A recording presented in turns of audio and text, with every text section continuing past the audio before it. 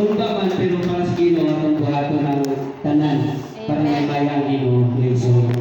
So, ako i-share na Word of God mga isang diri sa John 3:16. Nagingon diri kay giyong mama pag-ayo sa Dios sa kalibutan ug tungod ini gihatagan kita niya gihatag niya ang iyang bugtong anak aron ang tanan nga motuogan niya dili malaglag kung dili makakaton hinuon sa kinabuhing dayon. So mo niyang i-share niyo mga igsoon. So before padayon mga igsoon magampong na kita. Pero God, Lord, salamat Ginoo ning kabutagon Ginoo gihatagan gigayon Ginoo nga siya po ya sa imong mga katawhan Lord God.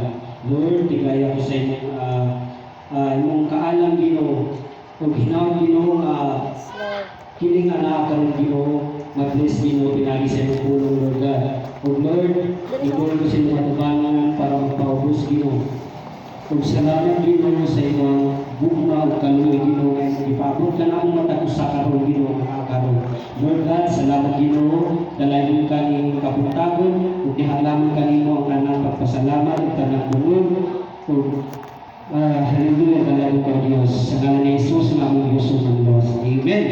Amen. So reason na ako ni kitimahan ng reason na ang dakong gugma sa Dios ang gasa kinabuhing dayon diha kang Kristo. So kini nga kuan mga igsoon, aw ni silang kaning nga verses, aw ni silang gi bahid sa tulong nga sentence which is kaning gihigugma pagayo sa Dios. Una. So ang pangutana gihigugma sa Dios sa kalibutan. So ang pangutana mo ni kinsa man kini nga nasa kalibutan ang gihigugma sa Dios. Mo ni pangutana mo. So karon nato nang tubagon. So giingon diri sa Juan 1:9 gipakita sa Dios ang iyang gugma kanato pinaagi sa pagpadala sa iyang bugtong anak ngani sa kalibutan. So timayan mga igsoon kita di ang gihigugma sa Dios. Ang iyang ipasabot diri kalibutan kita ang gihigugma sa Dios. So pinaga na ipadala niya ang iyang bugtong anak nganhi sa kalibutan aron magabaton kita og kinabuhi pinaagi kaniya. So usap mo kita iyang binuhat og mga anak karon sama sa iyang dagway atong makita diri usab nga ug ngano gayong ihigugma man ta sa Ginoo. Diri makita nato sa Genesis 1:27. Nagingon diri mga igsoon nga busa gibuhat sa Dios ang tao, lalaki o babae sama sa iyang dagway. So, kanang mga igsoon, mo na hinungdan nganong gihigugma ta sa Ginoo. Tungod kay gihimo taniya siya ang naghimo kanato. Amen. He's our maker. Sa English pa mga igsoon. Mo ang naghimo kanato. So, kini nagpasabot nga gihatagan kita sa Dios og mga kalidad hiyas nga sama sa gugma kaalam kayo ang pagkahimo nato sama sa iyang dagway nagpasabot usab nga kita espesyal nga dunay identidad dili sama sa ubang binuhat busa ang tanan nga tawo binindog sa iyang mga mata. So mga igsoon, ang giingon diri ang utas ang iba abot diri kanato is kanang kung unsa ta ka espesyal niya kay he is our maker. Tungod diya grabe ang iyang gugma. Mao iyang sa iyang gugma giimo pataniya iyang mga anak mo igsoon. Grabe kamayo ang Diyos mo igsoon. Atong gugma sa amahan, atong ilahon ang gugma sa amahan. Giingon diri, ingon nga usa ka amahan gihigugma niya kita ingon nga iyang mga anak. Amen? So, dili sa Juan 3:1, nagingon ang pulong mga igsoon nga palandungin ninyo unsa kadako ang paghigugma sa amahan kanato. Gihigugma kita niya pag-ayo tungod kay tungod ni ini giisip kitang mga anak. sa Dios kung maugayon ka na kita. Ang hinungdan nga nung wala makaila ka na itong kalibutan, mao nga wala kini makaila sa Dios. So mga igsoon, ilang kayo kita mga igsoon na isip mga anak sa Ginoo. Mao nay usahay makaayuda sa tuwa kaya kanang mga malagsuon ka diha sa Ginoo mga igsoon. So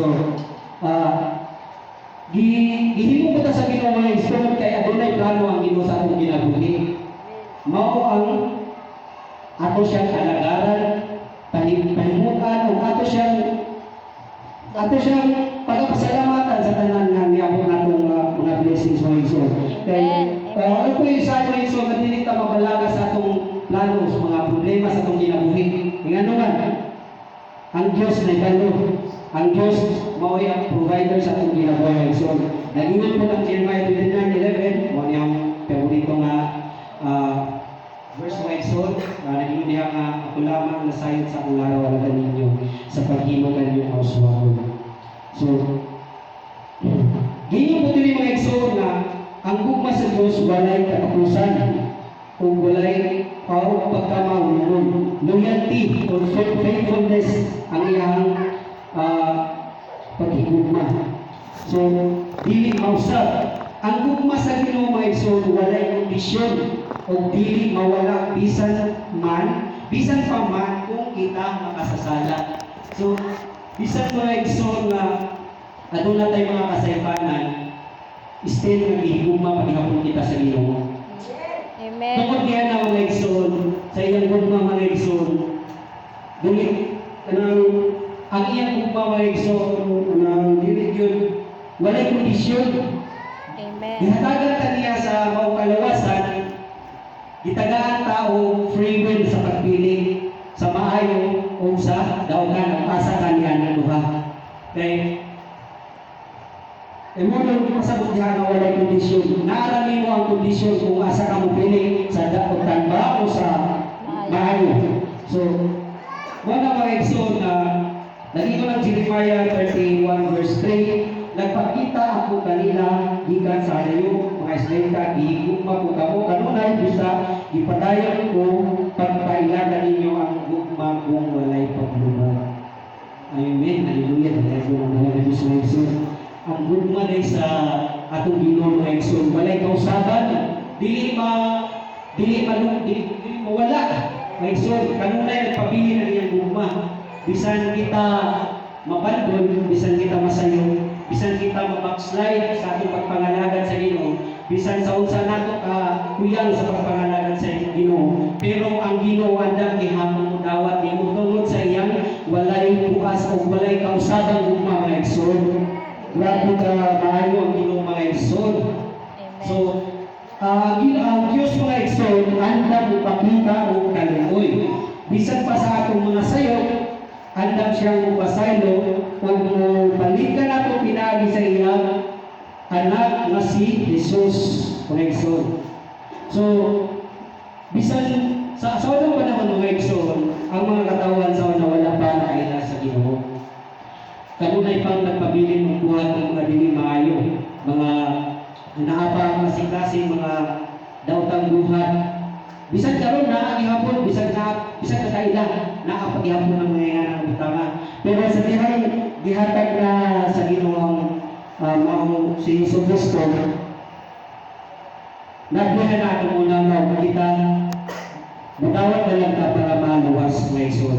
So, nilito na yung aandang kupakita. Nag-ibon din sa Roma 5:8, apan ipakita sa Diyos kanato ang gidakon sa iyang paghigugma kanato kay sa makasasala pa kita ipakamatay si Kristo alang kanato mga igsoon. Grabe ka maniyang mga igsoon kay maliman ka mga igsoon ang iyang buntong anak iyang ihatag alang lang kanato, nag-inusaran anak mga igsoon iyang ihatag kanato para lamang yun kita maluwas mga igsoon. Kaya sa una mga igsoon, para mapasaylo ang atong sala, hinahanglan patangguhalan o hayop, dugo sa hayop mga igsoon para pasaylo ta sa Ginoo.